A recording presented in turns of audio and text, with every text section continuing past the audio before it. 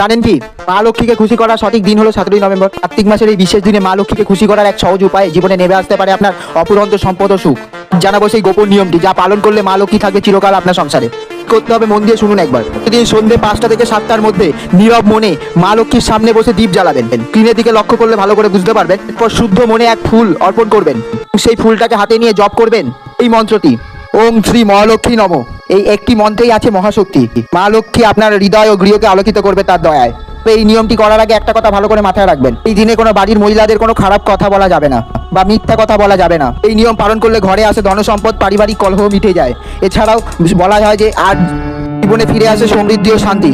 অনেকে বিশ্বাস করেন এই দ্বীপের আলোয় মা লক্ষ্মীর কৃপা দৃশ্যমান হয়ে ওঠে। তাহলে আজ সন্ধ্যেতেই করে ফেলুন এই ছোট্ট নিয়মটি, দেখুন কেমন বদলে যায় আপনার ভাগ্য। আর যদি মা লক্ষ্মীর কৃপা পেয়ে থাকেন কমেন্টে লিখবেন শ্রী মহালক্ষ্মী নব। ভিডিওটি সকলের কাছে শেয়ার করুন যেন মা লক্ষ্মীর আশীর্বাদ সকলের ঘরে ঘরে পৌঁছে। এরকম আরও ভিডিও পেতে চ্যানেলটিকে সাবস্ক্রাইব করে পাশে থাকবেন।